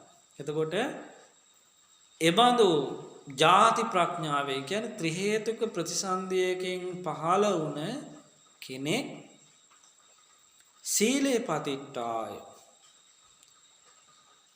සුදුසු වූ නිවැරදි වූ නිවනට එහෙම නැත්නම් නිවීමට හේතු වන සීලයක පිහිටලා චිත්තං සමාධියද. මෙතෙන් චිත්තං කියන්නේ සිතට කියන අර්ථය නෙමෙයි සමාධිය කියන අර්ථය. පඤ්ඤාංච මෙතන ප්‍රඥාව කියලා කියන්නේ විපස්සනාවට. නම් සමත විපස්සනාවන් වඩනවාද අන්නේ අය අතර ඉන්න මේ කවුද? භික්ඛු කියන අර්ථයෙන් මෙතන ගැනෙන්නේ භික්ඛු කියන අර්ථයෙන් මේ කෙලෙස් සිඳිනවා කියන අර්ථය. පැවිද්දාම කියන අර්ථයක් නෙමෙයි. යම් කිසි එබඳු කෙලෙස් නැමීම කියන්නේ භික්ඛු කියන මෙතන අර්ථය භික්ෂුන් වහන්සේ හැටියට අර්ථ ගන්නවන්නට පුළුවන්. ඒ වගේම කෙලෙස් සංසිඳනවා කියන අර්ථයෙන්ොත් අපිට මේ භික්ඛු කියන පදේ ගන්නට පුළුවන් වෙනවා. එතකොට භික්ඛු කියන පදයෙන් ආතාපි නිපකෝ ඒ වගේම ඒ කෙනා නේපක්ක ප්‍රඥාවෙන් නිපකෝ පාරිහාරීය ප්‍රඥාව කියනවා. පාරිහාරීය කියන්නේ තැනට සුදුසු නුවණ. අපි ඒවා මේ ගාථා රත්නේ විස්තර කරනකොට අපි මේවා ඉගෙන ගන්නවා. කෙලස් තවන වීරියෙන් යුක්ත වුණ සුදුසු තැනට සුදුසු නුවණින් යුක්ත වුණ භික්ෂුව තමයි කෙනා තමයි අන්න ඔහු තමයි ඉමං ජටං මේ තණ්හා නැමැති අවුල විජටේ ලිහා දමන්නේ කියලා බුදුරජාණන් වහන්සේ මේ කම ගාථාවෙන් වදාරන්නට යෙදෙනවා. මෙන්න මේ ගාථාව වර්ණනා කිරීම වශයෙන් අර්ථකථාචාර්ය බුද්ධඝෝෂ මහා ස්ථිරපාදයන්න් වහන්සේ මේ සම්බුද්ධ ශාසනයට පැවිදි උපසම්පදාවෙන් පැමිණිලා නිවන් කැමති යෝගීන්ගේ ප්‍රමෝදය සඳහා මහා විහාරවාසීන්ගේ පරිශුද්ධ වූ විනිශ්චයෙන් හා නානාවිධ දේශනානයින් ප්‍රතිමණ්ඩිත වුණ මේ විසුද්ධි මාර්ගය නැමැති උතුම් වූ ග්‍රන්ථය පාලි භාෂාවෙන් රචනා කරලා තිබෙනවා. එතකොට පාලි භාෂාව නොදන්න සද්ධා සම්පන්න බෞද්ධ අයගේ ප්‍රයෝජනය සඳහා මෙතනදී ඇතුළත් කරනවා මා විසින් ඒ සිංහල භාෂාවට පරිවර්තනය කරනු ලැබේ කියලා. කවුද කියන්නේ? මේ පොත පරිවර්තනය කරන්නට යෙදුන උතුමන් වහන්සේ. කවුද? මාතරසේ ධම්මවංශ මහ ස්ථවිරපාදයන් වහන්සේ. ඒ විදිහට ඒ උතුමන් වහන්සේ සඳහන් කරනවා මම මේ පාලි දන්න සිංහල දන්න බෞද්ධ යහපත් එකනේ සාධුන්ගේ බෞද්ධ අයගේ ප්‍රයෝජනය සඳහා සිංහල භාෂාවට පරිවර්තනය කරනවා කියලා. එතකොට අපි මේ ගාථා රත්නයන්ගෙන් විශේෂයෙන් විශාල ධර්ම කාරණා කොටාසයක් සාකච්ඡා කරන්නට යෙදුණා. ඒ කාරණා තුළදී විශේෂයෙන් මේ ගාථා දෙක අපි මතකයේ තබා ගන්නට ඕන. ඒ වගේම ඒ ධර්ම කාරණා පිළිබඳව අපි විස්තර වශයෙන් ඉගෙන ගන්නට ඕන.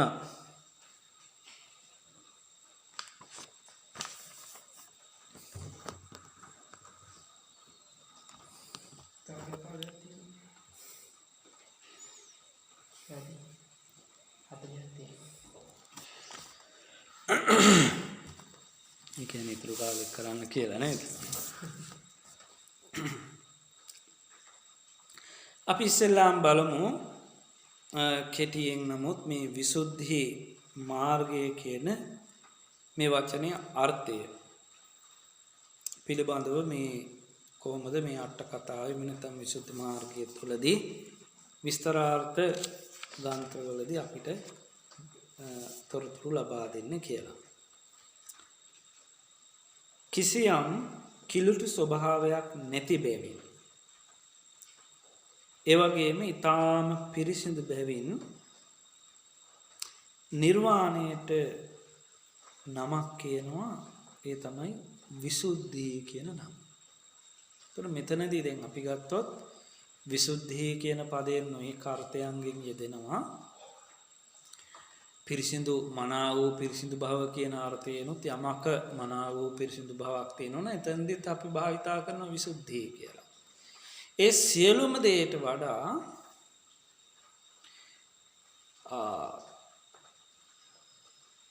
අපි ගත්තොත් එහෙම පිරිසිදු කරන දෙයක් පසු කාලයේ නමුත් අපිරිසිදු භාවයට පත් වෙනවා නේ. ඇඳුමක් හොඳට පිරිසිදු කළා ඒ ඇඳුම දවසින් දෙකේ එක මොහොතෙන් අපිරිසිදු භාවයට පත් වෙනවා.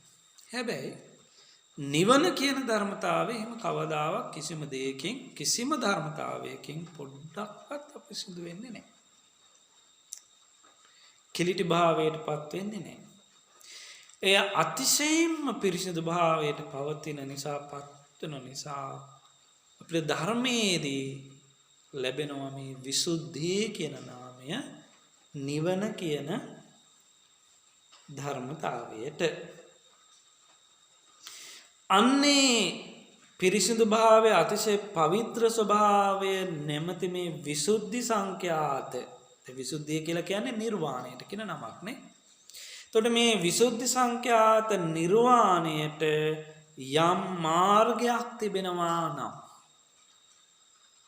යම් මාවතක් තිබෙනවා නම් යම් ප්‍රතිපදාවක් තිබෙනවා නම් අන්නේ විසුද්ධියට පත්වෙන මාර්ගය කියන අර්ථයෙන් තමයි මේ පොතට විසුද්ධි මාර්ගය කියලා බුද්ධඝෝෂ මහා අටුවාචාර්යතුමන් වහන්සේ නම් කරන්නට යෙදුණා. එතකොට මාර්ගය කියලා කියන්නේ මොකක්ද? අධිගම උපාය. ඒ කියන්නේ නිර්වාණයට යා හැකි උපාය. අනුගමනය කළ යුතු පිළිවෙත.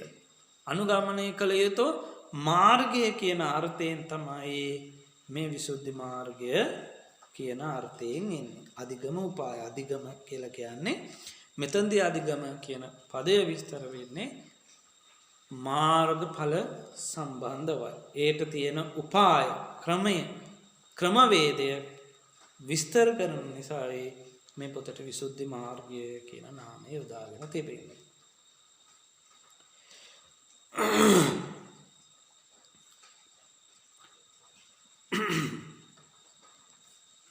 එතකොට අපේ ලෞතර තථාගත සම්මා සම්බුදුරජාණන් වහන්සේ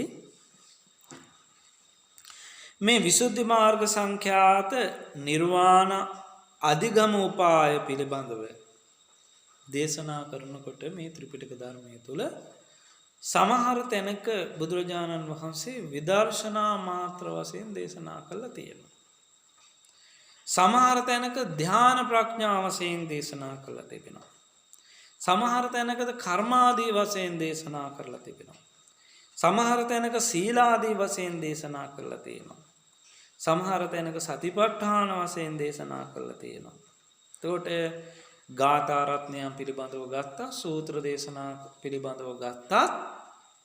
ඒ තැන්වල විසිරී පැතිරී තිබෙනවා. සමහර තැනක මේ සියල්ලම දේශනා වෙනවා. සමහර තැනක සමහර කාරණා පිළිබඳව දේශනා වෙන මේ විසුද්ධියට පත්වෙන ක්‍රමෝපාය පිළිබඳව දේශනා කරනකොට. එහෙම දේශනා කරපු තැන් කිහිපයක් අපිට මේකෙදි දක්වනවා. මෙන්න මේ ගාථාවේදී මොකක් පිළිබඳවද දේශනා කළා තියෙන්නේ? සබ්බේ සංඛාරා අනිච්චාති යදා පඤ්ඤාය පස්සති අතනින් බින්දති දුක්ඛේ සමග්ගෝ විසුද්ධිය.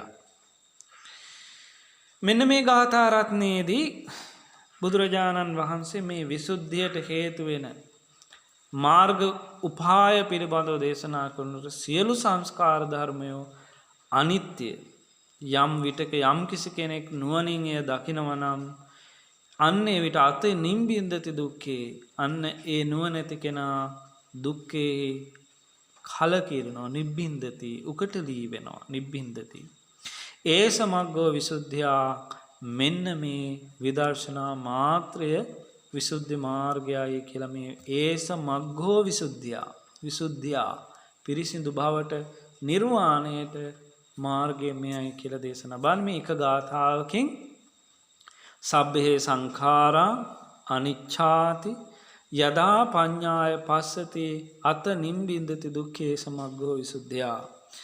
සබ්බේ සංඛාරා කියන තැන දුක්ඛාරි සත්‍යයත් අනිච්චා කියන වචනය තුලදී සමුදයාරි සත්‍යයත්. ඇයි මේ අනිච්චා කියන අනිත්‍යයි කියන තැන වැටෙන්නේ?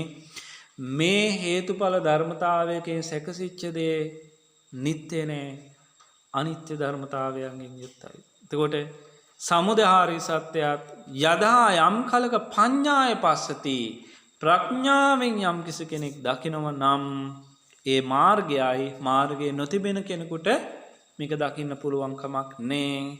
අත නිම්බින්දති දුක්ඛය අන්නේ කෙනා තමයි මාර්ගයේ නිබ්බින්දති විරාජ්‍යති ආදී වශයෙන් මේ මාර්ගය පරිපූර්ණ කරන්නේ.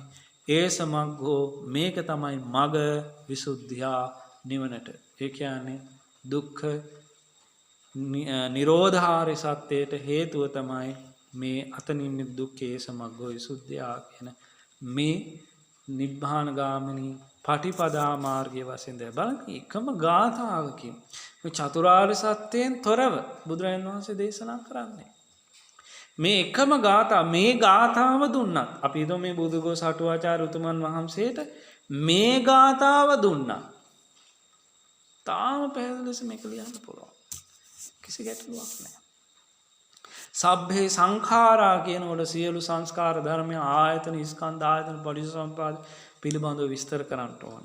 අනිච්චා කියනකොට මාර්ගය පිළිබඳව දේශනා. ඇයි මේ අනිච්චා වෙන්නේ? එතකොට ආයතනම් එකනේ පටිච්චසමුප්පාදාදී ධර්මතා පිළිබඳව යදහ පඤ්ඤාය පස්සති පඤ්ඤාය පස්සති පඤ්ඤා නුවණින් දකින්නට නම් යාට මාර්ගයක් තියෙන ඕනේ සීල විසුද්ධියේ ඉඳන් මෙන්න මේකයි මාර්ගය විසුද්ධියා කියන වචනේ නිවන ඒස මග්ගෝ කියන වචනේ මේ සප්ත විසුද්ධියම විස්තර කරනවා මේ ගාථාව උන්වහන්සේට ලැබුණත් උන්වහන්සේ මේක තාම ලස්සනට ගලපලා මේ විසුද්ධි මාර්ගය නැමැති හස්තසාර ග්‍රන්ථයේ මේ විදිහටම දිය වෙනවා. එහෙමනම් කියන වචනේ මේ නිසා අපි දැනගන්නට ඕන බුදුරජාණන් වහන්සේගේ ශ්‍රී මුඛ ධාතුවේ යම් කිසි දහම් පදයක් දේශනා වුණා නම් චතුරාර්ය සත්‍යයෙන් තොරව නැතේට උපකාරක ධර්මතාවයන්ගෙන් තොරව දේශනා වෙන්නේ නැහැ. ඒකට හැම ගාථාවකදීම මේ චතුරාර්ය සත්‍ය විශේෂයෙන් හැම ගාථාවකදීම මේ ලෞකික ලෝකයට දේශනා කරපු නෙමෙයි ලෝකෝත්තර මාර්ගයේ අරබයා යමක් දේශනා කළා නම් ඒ සියලුම දේශනා තුලදී නොයෙක් තැන්වල මේ විසුද්ධි හතෙන් එහෙම නැත්නම් මේ චතුරාර්ය සත්‍ය ධර්ම මාර්ගය තුලින් එකක් හෝ කිහිපයක් හෝ සියල්ලම හෝ ඒ ගාථාවන් තුළ ඒ සූත්‍ර දේශනා තුළ අඩංගු වෙනවා. එතකොට මෙතනදී විදර්ශනා මාත්‍රයේම විසුද්ධි මාර්ගයේ හැටියට මේ ගාථාවෙන් දක්වලා තිබෙනවා. යම් විඥානංච පඤ්ඤාච සචේ නිබ්බාන සම්තිකේ මේ ධම්මපද භික්ඛුවගේ එන ගාථාවක මේ විදිහට ගාථා අර්ධයක තිබෙනවා යං අභිඥානං ච පඤ්ඤාච යමෙක් කෙරෙහි අභිඥාන ධානය හා පඤ්ඤාච ප්‍රඥාවද තිබෙනවා නම් සචේ ඉදින් ඔහු නිබ්බාන සන්තිකේ අන්න ඔහු තමයි නිර්වාණය අසල පවතින. එතකොට මේ විසුද්ධියට යන මාර්ගෝපාය බුදුරජාණන් වහන්සේ නොයේ ගාථා රත්නවල දේශනා කරනට අර කලින් ගාථාවේ විදර්ශනා මාත්‍රයම විසුද්ධි මාර්ගයට හේතුවයි කියලා දේශනා කරනවා. මෙතනදි දේශනා කරනවා ධ්‍යාන ප්‍රඥා දෙක යම් කිසි කෙනෙකුට තියෙනවා නම් මේක විසුද්ධියට මාර්ගයයි කියලා. තේරුණාද? අවධානයෙන් ඉන්න ඕනේ. අවධානයෙන් ඉන්න ඕනේ. එහෙම නැතුවනොත් මේ ඉගෙන ගන්න එකේ මේ දේශනා කරන එකේ ප්‍රයෝජනයක් නැතුව යනවා. එතකොට මේ ගාථා රත්නයේ මුල් ගාථා දැන් අපි කතා කරගෙන ආවේ විසුද්ධි මාර්ගය. එහෙම නැත්නම් විසුද්ධිය කියලා කියන්නේ නිවනට යන මාර්ගය පිළිබඳව දේශනා කරපු සූත්‍ර ගාථා දේශනාවන් ගත්තාම සමහර තැනක බුදුරජාණන් වහන්සේ ධ්‍යාන ප්‍රඥා වශයෙන් විදර්ශනා මාත්‍ර වශයෙන් කර්මාදී වශයෙන් සීලාදී වශයෙන් සතිපට්ඨාන ආදී වශයෙන් නොඑක් සූත්‍රවලදී ඒ සූත්‍රවලදී දේශනා කරනවා. අන්න ඒ වලට උදාහරණ තමයි මේ දැන් අපි සාකච්ඡා කළේ සබ්බය සංඛාරා අනිච්චාති කියන ගාථාව තුළ මේ විදර්ශනා මාත්‍රයම නිවනට හේතුවයි විසුද්ධියට මාර්ගයයි කියලා මේ ගාථාවේ දක්වනවා. ධම්මපදයේන භික්ඛු වර්ගයේන මේ යම් විඥානංච පඤ්ඤාච සචේ නිබ්බාන සම්තිකේ කියන ගාථාවේ යමෙකුට අභිඥානං ධ්‍යාන තිබෙනවා නම් පඤ්ඤාච ප්‍රඥාව තිබෙනවා නම් මෙන්න මේ දෙක නිබ්බාන සම්තිකේ තියෙන කෙනා තමයි විසුද්ධි මාර්ගයේ ඒ කියන්නේ නිබ්බාන සම්තිකේ නිවනට ලං වෙලා ඉන්නේ. නිවනට ලං වෙලා ඉන්න නම් මෙතන ධ්‍යාන ප්‍රඥා දෙක තමයි මාර්ගයේ හැටියට දක්වන්නේ. කම්මං විජ්ජාච ධම්මෝච සේරං ජීවිත මුත්තමං ඒතේන මච්ඡා සුද්ධන්ති නගොත්තේන දනේනවා. හරිම ලස්සන සූත්‍රයක් මේ සූත්‍රයක්. මේ සූත්‍රයේ බොහෝ ලස්සන ගාථා ගණනාවක් තියෙනවා. ඒ ගාථා රත්නයන් යම් කිසි කෙනෙක් පාඩම් කර ගන්න ඕන හොඳ ධර්ම දේශනාවක් තවත් දේශනාවක් හැටියට දේශනා කරන්න පුළුවන් වෙන අනාථපිණ්ඩික සිටුතුමා පිළිබඳව අනාථපිණ්ඩිකෝවාද සූත්‍රය තමයි මේ ගාථා රත්නයන් ඉන්නේ. අනාථපිණ්ඩිකෝවාද සූත්‍රයේදී වගේම සංයුත්ත නිකායේ මේ ගාථාව ගාථා රත්නයන් 4ක් තියෙනවා. විශේෂයෙන් 5ක් තියෙනවා තව එකක් එක්කම. ඒ ටික දක්වන කියන්නේ ඉදං හිතං ජේතවන සූත්‍රයේදී. ඉදං හිතං ජේතවනං විසිසංග නිසේතං ආවුත්තං ධම්මරාජේන පීති සංජනනම් මම. කියන මෙන්න මේ ගාථාවෙන් ආරම්භ වෙන මේ එක ගාථාවක් තමයි මේක. නගොත්තාන ධනේනවා තස්මාහි පණ්ඩිතෝ පෝසෝ සම්පස්සං අත්ත මත්තනෝ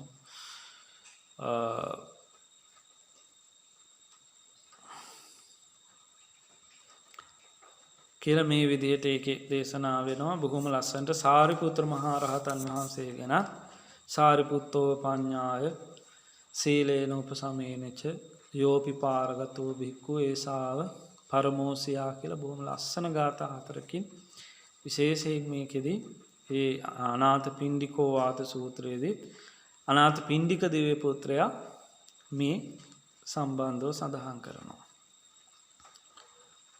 එතකොට මෙතනදී ඔන්න සඳහන් කරනවා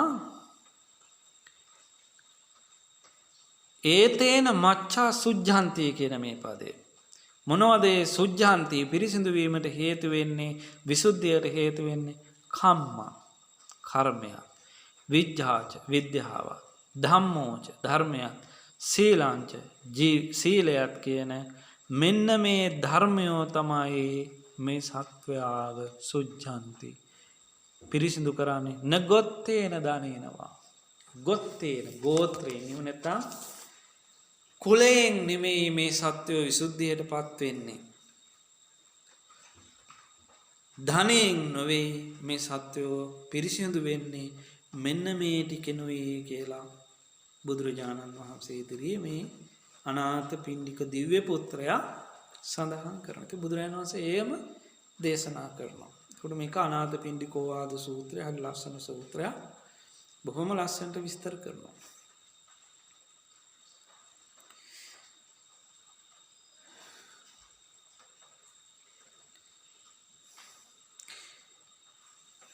එතකොට මාර්ග චේතනාවක් යම් කිසි කෙනෙකු තුළ පවතිනකොට ඒ මාර්ග ප්‍රඥාව ඒ වගේම සමාධි පාසුකෝ ධර්ම යම් කිසි කෙනෙක් සීලයක පිහිටලා උතුම් ජීවිතයක් ගත කරනවා නම් ඒ කියන්නේ විද්‍යාව නැමැති මේ විඥා කියන පදේ විද්‍යා සංඛ්‍යාත සම්මා දිට්ඨි සම්මා සංකප්ප ආදී ධර්මතා සම්මා වායාම සම්මා සති සම්මා සමාධි කියන සීල මේ ධර්ම නැමැති කියන්නේ විද්‍යා සංඛ්‍යාත සම්මා දිට්ඨි සම්මා සංකප්පය වනොත් ධර්ම සංඛ්‍යාත සම්මා වාචා සම්මා සති සම්මා සමාධි කියන ධර්මතාත් සීල සංඛ්‍යාත සම්මා වාචා සම්මා කම්මන්ත සම්මා ආජීව කියන මේ ආර්ය අෂ්ටාංගික මාර්ගය තමයි මේ මිනිස්සුන්ව පිරිසිදු කරන්නේ කියලා මේ දේවතාව සඳහන් කරන්න. බලන්න මොකක්ද මේ විජ්ජා දැන් මේකේ තියෙනවනේ කම්මං විජ්ජාච ධම්මෝච සීලං කියන දේනේ. එතකොට විජ්ජා සංඛ්‍යාත සම්මාදිට්ඨි සම්මා සංකප්පය සම්මාදිට්ඨිය සම්මා සංකප්පයත් විජ්ජා කියන වචනයෙන් මේ දේවතාව සඳහන් කරනවා. ඊළඟට ධම්මෝච කියන වචනයෙන් විස්තර කරන්නේ මොකද්ද? මේ සම්මා වායාම සම්මා සති සම්මා සමාධිය කියන මේ ධර්මතා ටික. ආර්ය අෂ්ටාංග මාර්ගයේ මේ ධර්මතා තුන. ඒ වගේම සීලං කියන කොටසට සම්මා වාචා සම්මා කම්මන්ත සම්මා ආජීව කියන මේ ආර්ය අෂ්ටාංග මාර්ගයේ මේ ධර්මතා තුනයි මේ කම්මං විජ්ජාච ධම්මෝච සීලං ජීවිත මුත්තමන් කියන මේ ගාථාවේ විජ්ජා ධම්මෝ සීලෝ කියන වචනයන්ගෙන් විස්තර කරන්නට යෙදෙන්නේ.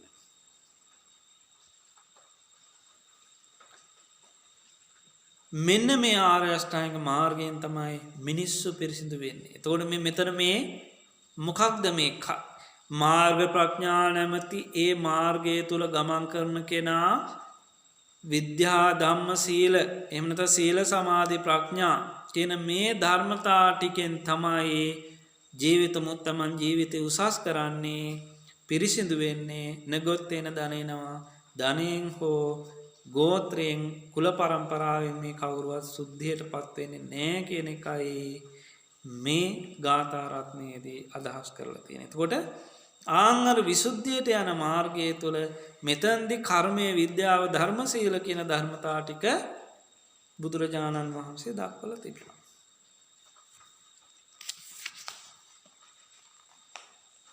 කර්මය ගැන කියවේ නෑ නේද? දැන් විද්‍යාව කියන්නේ සම්මාදිට්ඨි, සම්මා සංකප්ප ධර්මය, සම්මා වායාම සති සමාධි. මෙතන කම්ම කියන්නේ මාර්ග චේතනා සංඛ්‍යාත මාර්ග ප්‍රඥාව. සමාධිපාක්ෂ ධර්මයන් නැමැති කර්මේ නැත්නම් ධර්මයේ පිහිටියා වූ, සීලේ පිහිටියා වූ කෙනාගේ ජීවිතය උත්තම ජීවිතයක් හැටියට දක්වනවා. කම්ම කියනකොට මාර්ග චේතනා සංඛ්‍යාත මාර්ග ප්‍රඥාව. කම්ම කියන පදෙ මෙතන කර්මය කියන අර්ථයෙන් අපි දක්වන කුසල අකුසල කර්ම නෙමෙයි. මෙතන කම්ම කියලා කියන්නේ මාර්ග චේතනා සංඛ්‍යාතෝ ප්‍රඥාවට. ඒ කියන්නේ සමාධිපාක්ෂික ධර්මයන්, සීලේ ධර්මය කම්ම කියන පදයෙන් විස්තර කරන්නේ සමාධිපාක්ෂික ධර්ම. එතකොට සියල්ල මෙතනදි ගන්න මොනවද සමාධිපාක්ෂික ධර්ම? සම්මා දිට්ඨි, සම්මා සංකප්ප, සම්මා වායාම, සම්මා සති, සම්මා වාචා, සම්මා කම්මන්ත, සම්මා ආජීව කියන ටික. සමාධිපාක්ෂික ධර්ම. ඊළඟට ආයි තව ගාථාවකින් විස්තර කරනවා කොහොමද විසුද්ධිය පිළිබඳව සඳහන් කරලා තියෙන්නේ. සබ්බදා සීල සම්පන්නෝ පඤ්ඤවාස සමාහිතෝ ආරද්ධ විරියෝ පහිතත්තෝ ඕඝං තරති දුත්තරං. මේකෙදී ඔන්න සඳහන් වෙනවා හැම කල්හිම සීලං, සීලය පඤ්ඤවා සුසමාහිතෝ, සුසමාහිතෝ කියන්නේ සමාධිය, පඤ්ඤවා කියන්නේ ප්‍රඥාව, ආරද්ධ විරියෝ කියන්නේ වීරිය. මෙන්න මේ ධර්මතා හතර ඕඝං තරති, ඕගෙන් කෙලවර කරන ධර්මතා වෙනවා.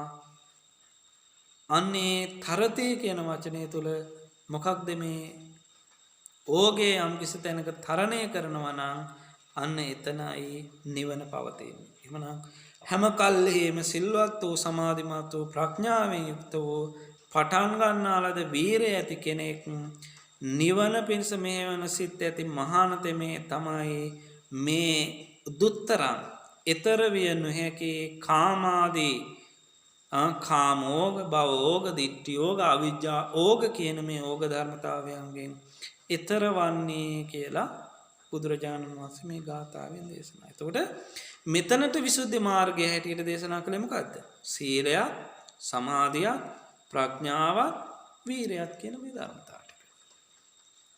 මෙතන විස්තර වෙන්නේ නැහැ නේ, සඳහන් කරන්නේ සත්‍ය විසුද්ධිය ගැනනේ.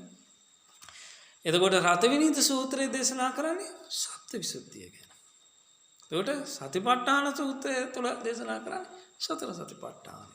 එතකොට ඒ තැනදී බුදුරජාණන් වහන්සේ නොයෙක් ගාථාවල, නොයෙක් සූත්‍රවලදී මේ විසුද්ධියට, නිවනට හේතු වෙන මාර්ගය නොයෙක් ණය ක්‍රමයන්ගෙන්, නොයෙක් ආකාරයෙන් දේශනා කරන්නට යෙදලා තිබෙනවා කියන කාරණේ අපිට හඳුන්වලා දෙන්නයි මේ ටික විස්තර කරන්නට යෙදුනේ.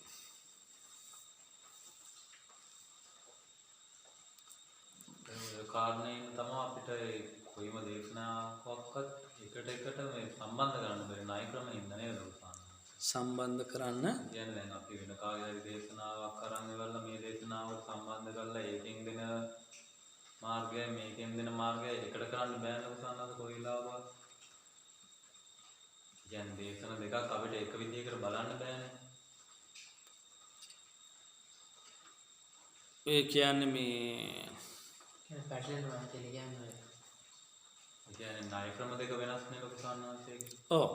ඒ කියන්නේ බුදුරජාණන් වහන්සේ විසින් විසුද්ධියට හේතු වන මාර්ගය දේශනා කරපු ක්‍රමවේදය වෙනස්. හැබැයි මාර්ගයම එකයි ලොකුසන්නාංශය. නමුත් යන මාර්ගය මෙන්න මෙතනින් යම් කිසි කෙනෙක් මේ විදිහට ගියොත් එයත් යන්නේ නිවනට. මේ කියන ධර්මතාව ටික එයා සම්පූර්ණ කළොත් ඒ යන්නේත් මෙතනට. ඒ නිසා නිවන එකයි, මාර්ග තියෙන ඕන තරම්. යන්නේ එක මාර්ගය, යම් කිසි මාර්ගයකින් තමයි යම් කිසි කෙනෙක් මේ නිවන කරා යන්නේ. එතකොට ඒ සියල්ලම, හැබැයි මේ මාර්ග සියල්ලම සප්ත විසුද්ධියෙන් තොර වෙන්නේ නැහැ. ආර්ය අෂ්ටාංගික මාර්ගයෙන් තොර වෙන්නේ නැහැ. කොටින්ම සත්‍තිස් බෝධිපාක්ෂික ධර්මයන්ගෙන් තොර වෙන්නේ නැහැ.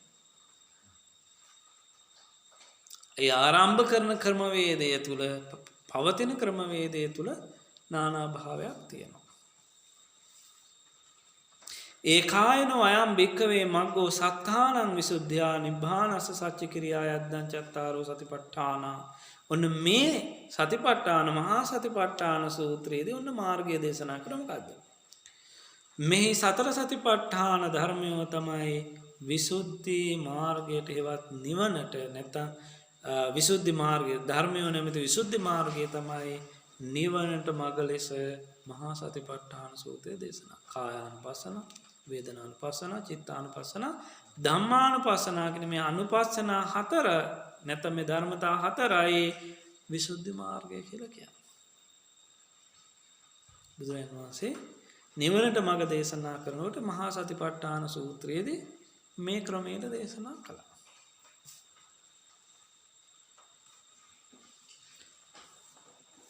එතකොට මෙන්න මේ විදිහට අපිට මේ සියලු කාරණා පිළිබඳවම තාම පැහැදිලි ලෙස බුදුරජාණන් වහන්සේ නොඑක් සූත්‍ර වලදී උදාහරණ කීපයක් අරගෙන තව ඕන තරම් ගාථා ඔය සොයලා බලන්න කියවලා බලනකොට අහලා බලනකොට ඒවැ මාර්ගය තවත් වෙනත් ක්‍රමයකට දේශනා කරනවා. තවත් වෙනත් ක්‍රමයකට දේශනා කරනවා. එතකොට ඒවා දර උදකංහි නයන්ති නිත්තිකා උසුකාරා නමයන්ති තේජනා ධාරුන් නමයන්ති තච්චකා අත්ථානං දමයන්ති පණ්ඩිතා කියන වචනයේදී අත්ථානං දමයන්ති මෙතෙන්දි මාර්ගය හැටියට දේශනා කළේ තමාව දමනය කරගන්න කෙනා ඒ නුවණැති කෙනා තමයි නිවනට යන්නේ. ඒ තැනදී ධම්මපද ගාථා ගත්තා සූත්‍ර දේශනා ගත්තා ඒ තැනදී මේ සප්ත විසුද්ධි එහෙම නැත්නම් මේ සත්‍තිස් බෝධිපාක්ෂික ධර්මයන්ගේම ණය ක්‍රමයන් නොයේ ක්‍රමවේදයන් තමයි බුදුරජාණන් වහන්සේ දේශනා කළේ. එතකොට යම් භාවනා කමඨහන් දේශනා කළා නම් ඒ භාවනා කමඨහන් වල ගත්තත් පිටගමු ආනාපාන සතිය ගත්තත් ආනාපාන සති ණය ක්‍රමය විසුද්ධි මාර්ගය හැටියට දැක්වුවා. එතනින් ඊට පස්සේ විපස්සනාවට හැල කොහොමද යන්නේ? ඒකේ ආරම්භය. ඊළඟට අනිත් සමතයානික වශයෙන් බුදුරජාණන් වහන්සේ දේශනා කළ විපස්සනාවට හරවන මාර්ග පිළිබඳව ගත්තත් මේක පැහැදිලිව දේශනා කරලා තියෙනවා. එතකොට අපි මේ සම්බන්ධ විශාල ධර්ම කාරණා රාශියක් මේ පුංචි පිටු කිහිපයකින් අපි ඉගෙන ගන්නට යෙදුණා. එතකොට මෙහිදී මේ ගාන්ත්‍රය සම්පාදනය කිරීමේලා මූලික කරුණු කෙටියෙන් සහය අන්තර්ගතය පිළිබඳව කෙටියෙන් අපි අද සාකච්ඡා කළා. ඒ වගේම අපේ ථේරවාදී මහා තේරීය මහා උතුමන් වහන්සේලා විසින් මේ බුද්ධඝෝෂ අටුවාචාර්ය උතුමන් වහන්සේට අටුවා පරිවර්තනය කරන්නට කලින් ගාථා දෙකක් යොමු කිරීම තුළින් විසුද්ධි මාර්ගය නැමැති මහා හස්තසාර ග්‍රන්ථය සැකසෙන හැටි විසුද්ධි මාර්ගය කියන්නේ කුමක්ද සහ ඒ ගාථා දෙකේ අර්ථය පිළිබඳවත් විසුද්ධි මාර්ගය බුදුරජාණන් වහන්සේගේ සූත්‍ර දේශනා තුළදී නොයෙක් තැන්වල දේශනා කරලද ගාථා සහ සූත්‍ර පාඨයන් අරගෙන ඒ විසුද්ධි මාර්ගයේ නානා ණය ක්‍රමින් දේශනා කරපු ආකාරයත් කෙටියෙන් අපි දැනගන්නට යෙදුණා. එතකොට අපි ඊළඟ දවසේ ඉඳන් විශේෂයෙන්ම මේ